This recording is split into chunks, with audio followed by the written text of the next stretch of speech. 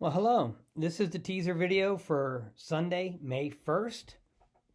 And in this video or this message, we're going to actually talk about first, let me just talk about when I was in the civilian world.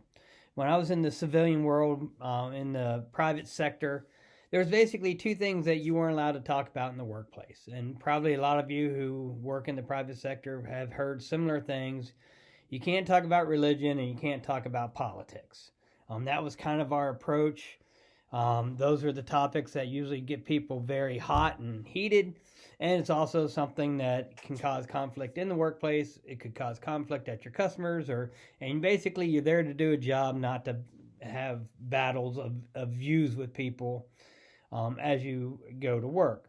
Well, obviously now the idea of not being able to talk about religion is kind of tough with the job I have. So obviously I ignore that one, but then there's the other one. Do we talk about politics? Now, it's interesting because I personally feel that groups and leaders have tried to make Christianity political. And there's nowhere in Scripture I see where Christianity is political. If Jesus wanted to overthrow a government, he would have overthrown the Roman government. Obviously, he didn't. He submitted to their authority. So I would ask, if you think Christianity is supposed to be political, find anywhere in Scripture where Jesus tried to overthrow the government. And second, if you can't find that, find anywhere in Scripture where Jesus told his followers to overthrow the government or go to war against the government. See if you find that anywhere in there. If we are supposed to be followers of Christ, and we're supposed to be following the example that Jesus gave us, and we're supposed to be, preaching what he teaches. And obviously, Jesus clearly said, give to Caesar's what is Caesar, so he paid his taxes. In the mockery of the trial, he submitted to the authority of the the religious leaders at the time. Not the religious leaders, the political leaders of the time, but the religious leaders were behind all that.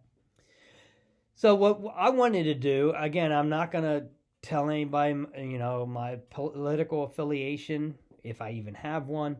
I'm not going to tell anybody, how to vote or anything like that. I don't even really want to talk politics.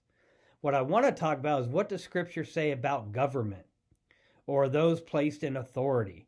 So what I want you to do is read 1 Corinthians. Oh, man, I'm sorry. Scratch that. What I want you to do is read Romans chapter 13, verses 1 through 7. Romans chapter 13, verses 1 through 7. And as you read that and you look at what it's talking about, then we can, look at maybe our country or countries around the world, but even in our country, do Christians follow what Scripture says, excuse me, there in Romans 13, verses 1 through 7. Again, things change over time and our approach, but again, if we're supposed to be followers of Christ, emulating what Jesus teaches and preaching what Jesus teaches, then Romans 13, 1 through 7 tells us how we are to respond to the government. And government could be federal government, state government, local government, basically those placed in authority. One thing I feel in today's world is there are churches and denominations who have gotten very political. There are politicians who try to use religion in a very political way.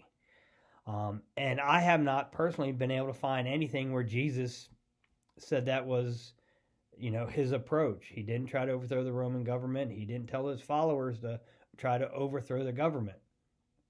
So if you're in a situation, I just say be very leery of churches or religious leaders who are from the pulpit, or the churches who are trying to make your faith political.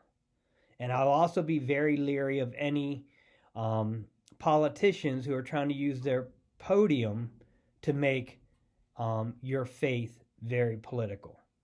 Because If we're supposed to be going based on what the Bible teaches, then again, I'm giving you the challenge. Maybe you can find places in Scripture where Jesus tried to overthrow the government, or he encourages people to overthrow the government.